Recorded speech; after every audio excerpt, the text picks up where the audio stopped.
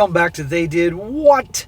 Your source for the internet's craziest, most entertaining stories, where I go over them, analyze them, and most certainly make fun of them. Today I'm going to go over a story that was actually sent into the SSM channel. However, it was so entertaining that it's much better suited over here. This is about a guy, he's in his late 20s, and he shares this story about events I think that happened not too long ago, about how he was R-pilled in the Philippines. This guy spent a month over there visiting his uncle who's retired from the military, and finally accepted reality and how things are between men and women and all that. But you're going to see, guys, that this guy was raised in unfortunate circumstances. He was raised by his single mom, also his sisters, and was conditioned to be the perfect gentleman and all that. And you know darn well what happens to young guys when they follow that path. It doesn't end too well for them, particularly nowadays in this modern world. And you're going to see, guys, that he makes mistake after mistake, but eventually, again, in the Philippines, he learns his lesson. And I might add, guys, that this story is going to really make it clear just how important it is for young guys to have a male role model, like his uncle. And people like his uncle probably wouldn't be liked a lot by certain people in this society, in this world, but you know what? Every guy needs that role model. And the damage that can happen to young guys that are raised solely in a single-parent household with their mom and sisters and fed BS and that type of thing. And of course, the most important lesson, that around the world, human nature is human nature. It doesn't make a difference where you are, whether it's here in the States or in the Philippines or in Nigeria or China or anywhere else, it's the same thing. Now this story, guys, is part one of two because it's too long for just one. So definitely watch this. You'll definitely enjoy it. And come back in a couple hours, I'll do part two. I know, by the way, guys, I've been saying for a month now, if you haven't done it already, come join me over on X. The handle is SSM Channels. Really trying to grow it over there because I'm not being promoted like I was in the old days. And I got to find another source to help really promote this material because, you know, darn well, channels like mine are seen as the bad guys. So definitely help out, sign up. Even if you hate Elon, you know, help me out and, you know, spread the word. Says here, hello, SSM. I was introduced to your content by my retired uncle and his retired military buddies. I had quite an experience in the Philippines that changed my life and the way I view relationships. Yep, his adventure definitely shows that. And by the way, guys, I got to point out, this guy clearly, like many young guys that were raised a certain way, he's just so stubborn to believe that his way isn't wrong. Even though he repeatedly does the same thing, gets hurt, he refuses. These nice guys that are brainwashed just are the toughest people to see reality. And they got to suffer so much before they see, you know, and you're going to see this. But in the end, he makes us proud. He says, first, a little bit about me. I was raised by my single mother and have two sisters. I was the only boy, the middle child. I was raised to respect women and be chivalrous, open car doors, bring flowers to first dates, etc. Oh my God, right there. Right there. And you know what? It's not his fault. I mean, I don't know where his dad is, and obviously his uncle wasn't always around, but good God. I truly was the nice guy. My first girlfriend and I started dating at the end of our senior year in high school and during college while I was studying IT. We dated for 4 years at college. I thought I was in love, and things were great. We talked about getting married after graduation, and I thought we'd be together for the rest of our lives. Well, you know how many guys have thought the same thing? 1 week after graduation, she called me and says she's breaking up with me. Just like that. She said that she loves me, but she's in love with someone else. Looking back, she just used me for gifts, tuition money, free rent, and whatever else she desired. Did you just say that she used you for free rent and tuition money, amongst many other things? Which means, obviously, you gave that to her? Smack! Gee, I wonder why. Where'd you get that idea from? You never give a woman money. Ever. Did you get that money back? Has she sent you a check since the breakup for that free rent and tuition? I'm sure you didn't get that. I'm sure you're going to be waiting for that for 10 lifetimes. Never do that, guys. She was probably effing dudes the whole time, but I was clueless. Looking back, she only started liking me when she found out we'd be going to the same college. How convenient, right? I was crushed and pissed off. I was working 2 part-time jobs, supporting her while going to school full-time. My heart was broken, my head was crushed, and I begged her to come back. Smack! Never beg. And let me guess, she didn't come back. Well, dude, In spite of the slapping and the yelling, I'm sorry it happened to you. I mean, that's terrible. But so many guys, that type of thing happens to. And she couldn't care less that she hurt you or she used you. In her mind, she felt she deserved that. I'm sure she came up with a reason to justify her actions. But you know what, man? I know darn well you move up in the world, and she's going to move down the world, and probably you'll hear from her one day. I had to get this off my chest and talk to someone about it. I told my older sister, and she just laughed and said, well, we all saw that coming. Your older sister laughed at you? You had your heart broken, she's laughing? Oh, we all saw that coming? Yeah, thanks to all your advice. My mom tried to console me when I was crying and said she was disappointed in my girlfriend. But it was all for the best, and for me to get back out there and try harder with the next girl. Try harder? How much harder can you try in that perspective? Paying tuition, free rent, all that. This is the mindset of women. Oh, get back out there. How about some self-improvement? And what I tell you about not taking advice from women, about other women. Pickup, dating, relationships, dealing with arguments and conflict and all that. Right here. I was thinking, what the fuck? Going to school full-time and working 2 jobs wasn't enough to share how much I loved her. What the fuck? My mother and sister added no advice, no comfort, no direction, and didn't make me feel any better. Their advice was garbage. Yep, I've been saying that since day one, guys. Take advice from a guy. The problem is guys like this young guy here, don't want to hear reality. Because when guys like me or uncles or anybody else that comes along and tell them reality, they don't want to hear it. In fact, they lash out at people like us because it totally is the exact opposite of what they've been taught and brainwashed. Well, 2 days later, my uncle came to visit me from my college graduation. He had just retired from the military. He was my favorite person in life. He had just completed 24 years in the military and would visit our family every 3 to 4 years. He was a true badass and would tell me cool stories about this country and that country. And all the beautiful ladies that he would nail around the world, he was just fucking cool. Man, too bad you could have been raised by him, but obviously he was always abroad, doing broads. When he saw me, he gave me a big bear hug and asked how I was doing. I told him about my breakup with my girl, but told him I'm embarrassed about the details. He said to me, remember, I'm the one that taught you how to piss standing up. Your mom had you sitting on the toilet like a girl until you were 4 years old. Now tell me what the hell's going on. I told him how she betrayed me and how she used me. I went on for like 10 minutes, how terrible she was and how mad I was. How much money I spent on her and how she was probably nailing other guys the whole time and how she just ghosted me after graduation. Like that. Notice how all these stories are so similar? Well, he listened quite intently, and when I finished, he smiled and said, don't be mad, be happy.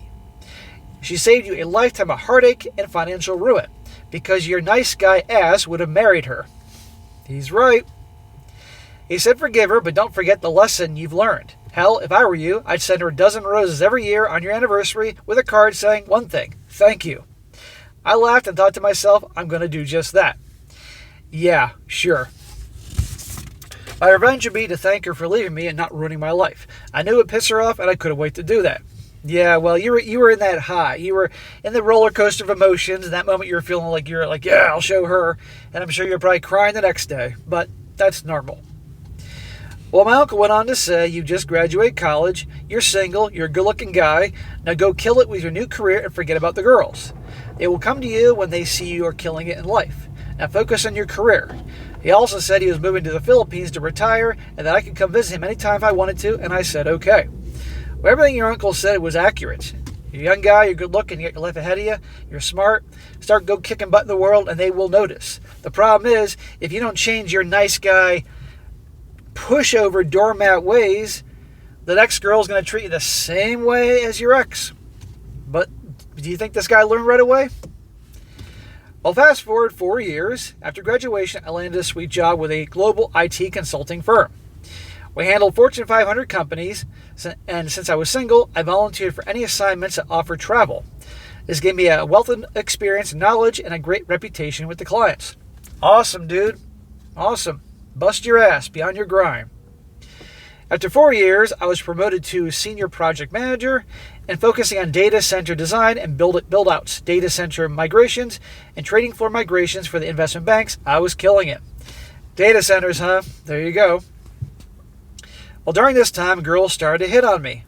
Big surprise. Because now you're in your late 20s, and a lot of them are probably out of school. They want that ring, and they see you're successful, and they obviously know you're a nice guy, so they're looking for an easy target. I was still a bit awkward with the gals, but they made it easy for me because they were chasing you. When women chase after you, they do make it easy for the guys. I was finally getting laid here and there, but at the end of each relationship, they would all end up saying things like, wait for it, "You're too nice," or "Let's just be friends," and they would ghost me. It bothered me, but I was focusing on my career and would always think back to what my uncle had told me. His words calmed me, his words gave me focus, and eased my doubt. Yeah, so obviously those girls didn't mean a lot to you, but the point is, it was all ending the same, just like with your college girlfriend, because you hadn't changed. You were still probably buying them shit and doing all the nice guy things. See? Well, I'd just been promoted. I was now 27 years old and making over 130 grand a year. Sweet, man. Good for you. I've been grinding it for 4 years straight without a vacation, had plenty in my bank accounts. I went to my boss and said, before I take on any new assignments, I need a vacation. He agreed and asked, how long would you like off? And I said, 2 months. He shook his head and said, no way. No one gets 2 months off. I reminded him I'd been working all over the country for 4 years and had never taken any time off. He paused for a moment and said, how about 1 month? And I agreed. He then asked, what are you going to go to? And I assured him I had no intention of leaving the company, but I was going to the Philippines to see my retired uncle and party with him. Yeah, and get a wealth of knowledge that you desperately need. He gave me a strange, devious smile and said, tell me the stories when you get back, and I agreed. Well, guys, many a times I've covered stories and heard stories about the Philippines and the women over there. And let me tell you, they love Americans, particularly, and I'm being quite honest here, white Americans, because the perception is you got money and these girls will latch onto you and either try to get a husband or get you to spend a lot of money on them. Yeah, it's the reality. Anybody that's been over there can probably back it up in the comment section. Well, it was the first week of March when I landed in the Philippines. The weather was perfect and my uncle met me at the airport. He hugged me, gave me an old Nokia phone and said, you'll need this. An old Nokia phone, huh? Like, shit, I had one of those back in 1999. The phone's perfect for phone calls and texts, and it won't get stolen. It's worthless, and that's why they won't steal it. He said this laughing the whole time. It was about a 3-hour drive to his house. The van he hired had a cooler of beer and 2 hot chicks sitting in the back row. So your uncle's probably, I'm guessing, I don't know, 50s. I guess he said he did 24 years in the military, maybe late 40s, 50s at this point. I don't know, because obviously it's been a few years since you saw him last when he retired. I asked him if this was a rideshare, gesturing to the girls. He laughed and said, those 2 are for you. Welcome to the Philippines. The girls giggled. I knew right then and there I had no idea what I'd done, and I had no idea what I was in for. What you're in for is a serious lesson in reality. When we got to his house, he showed me my room and told me to drop my bags, and we're going out after he showed me the house. It was a 4-bedroom house with a pool surrounded by a 12-foot stone wall and jagged glass on top of the wall. This place was huge. When we got to the kitchen, there were 2 beautiful young gals in the kitchen cooking. They introduced themselves and said it was nice to meet me. My uncle said, let's go to the bar, and we are going to go play pool. Well, he went over there and took his money and obviously bought himself a hell of a nice life. On the way to the bar, I asked who the 2 chicks in the kitchen were, and he said live-ins. I said, oh yeah, live-in maids? I heard of that, and he said, yep. Little did I know at the time what that term live-in really meant. Your uncle has been around the world. He's seen reality. And he's not going to be some white knight hero saving any of these girls. It is what it is. And he knows who they are. They're getting what they want. He's getting what he wants. And he's not stupid. But a lot of people would judge your uncle. And you for eventually what happens. We got to his pool league team at a local bar. We played pool, and I spent time drinking at a corner booth, talking to the bar girls and buying them all drinks. Smack! There you go. You're already doing it. Buying the girls drinks. They should be buying you drinks just to hang out with you. I was having a blast joking and flirting with all the girls. My uncle introduced me to his retired friend's nephew, Scott. Scott was my age and a young officer in the Marine Corps that was also visiting his uncle. We hit it off and ended up becoming the terrible two during my visit. I told my uncle I needed to go change some currency. He told me about the best money changer down around the corner. I told Scott to be back and headed down the street. As I got down the corner, I scanned the alley and it looks shady, so I walked down the street to an actual bank. I was greeted by two mean-looking security guards with rifles, and they said, "Good afternoon, sir. Welcome to the bank." I went inside, and there was no one at the bank. The girl at the counter was mesmerizing. Oh, shit. Here we go. Here we go, putting the first real pretty girl paying attention on the pedestal. She was the most beautiful girl I've ever seen. She was tall, with a yoga instructor body, and had long black hair that went down to her butt. Her smile melted me. I was smitten and knew I had to marry this girl. Smack! Dude, for Christ's sake. Sorry to all you religious guys. I occasionally let these blasphemy slip here and there, but goodness sake, man. Seriously. It's just a chick. They're all over the place. Gotta marry her. I flirted and chatted with her and asked her for her phone number. I took up my phone that my uncle gave me and noticed that she gave my phone to the stink guy and said she couldn't give me her number as she was working. Oh, how interesting. She's flirting with you and all that, and then the second she sees that crappy phone, she's like, nope, this guy's got no money. I was deeply disappointed and said I understood. She asked me how much money I'd like in exchange, and I told her I gave her 10 $100 bills and said $1,000, but in her currency. Her eyes lit up and said it would take a few minutes. Oh, now she's interested again. She said she didn't have all large bills, if that was okay. I said sure, without knowing what I had to agree to. As she was filling a little bag with bills, she wrote down her phone number with a small heart under it and handed me a piece of paper and said she hopes to see me again, and I was over the moon. So first he walks, let's review guys, because we're here to learn shit. First he walks in, oh, here comes an American. She's smiling, she's flirting, back and forth. She sees the crappy phone, never mind. The stink guy, not interested. Then he whips out $1,000 and wants to exchange it in I think it's the peso over there in the Philippines. And that was a massive wad of cash he had to give him. And all of a sudden she's interested in again giving her number. Right there. You think that would tell him something? But remember, this is before he found my channel and his uncle and all that. Well, I walked back to the bar and started telling Scott and my uncle how I just met the most beautiful girl in the world. My uncle looked at my grocery bag full of cash and said, "What the fuck is that?" I told him I exchanged $1,000. He grabbed the bag, gave it to the owner of the bar, which was a retired military buddy, and asked him to keep it in his safe till we left. He then told me to never carry that much money on me again, and that I'm lucky I didn't get robbed or killed. Yeah, dude, seriously. He laughed and called me a fucking clown and asked something like, what the hell am I working with here? Scott also said I was definitely a newbie and needed to be more careful and aware of my surroundings. The bar girls were sitting and also chimed in and said that I need to be more careful. As I was telling Scott about this hot chick I just met, my uncle walked over and said, "Don't tell me you're drinking mango juice." I said yes. He asked me if I was on my period. Your uncle's fucking hilarious, man. I looked at him puzzled, and he said that the girls here can't afford cranberry juice, so they drink mango juice when they're on their period.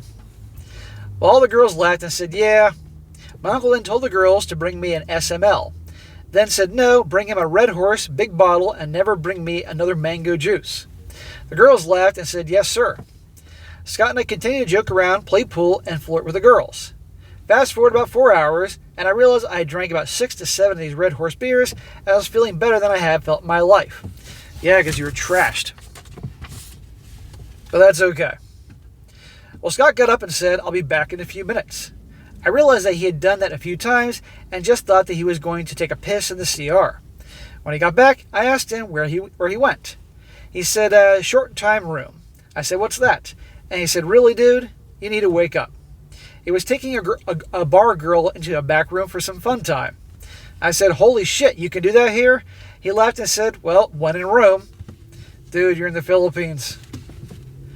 Well, it was my first full day in the Philippines. The beers were flowing, and I was having a blast. And I met the most beautiful girl in the world, and I texted her. I will call her Jezebel. Jessica Jezebel. Yeah, but at the time you weren't thinking Jezebel. I texted her that it was nice meeting her and asked her to dinner. She replied, sorry, I don't have a load. Please send me a load. I didn't know what that meant, so I asked my uncle and what she was talking about, and he rolled his eyes and said, dump her. You ought to listen to your uncle. He knows. Think about it.